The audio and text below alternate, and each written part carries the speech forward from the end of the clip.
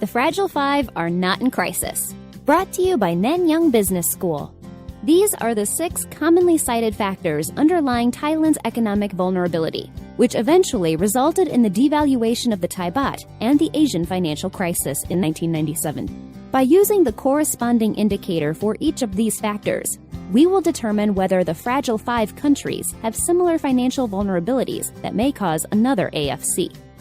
The property bubble indicator measures the size of the property bubble. A sharp rise in this indicator suggests that a house has become less affordable.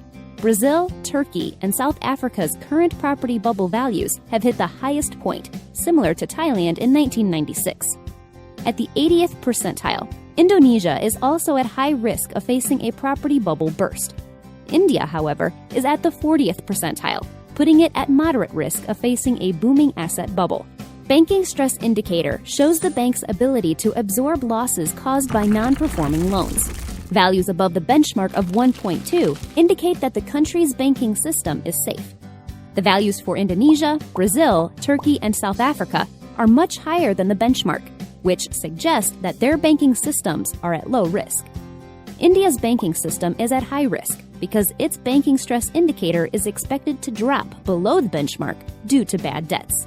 The ratio of short-term external debt to forex reserve indicates external vulnerability of market access countries. This indicator shows the ability of central banks to defend a currency against speculative attacks or external shocks with their available foreign exchange reserve. In comparison to Thailand and the other 3 countries, Turkey and South Africa are in high and moderate danger of repeating the AFC, with a ratio of 126 and 81.4 respectively. All the Fragile Five countries have current account deficits. Turkey, particularly, is susceptible to financial crisis. With a value of negative 4.52%, Turkey's current account deficit in 2015 stood in the 22nd percentile of its historical rank. Turkey also has a very volatile current account, which adds uncertainty, because it means that the country could experience an accelerated widening of the deficit within a short period of time. However, none of the Fragile Five countries' current account deficits are comparable to Thailand's figure of negative 8% before the crisis. KA Open measures a country's capital openness.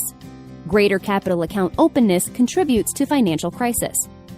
Having the same value as Thailand in 1996, Indonesia and Brazil were in a dangerous position in 2015.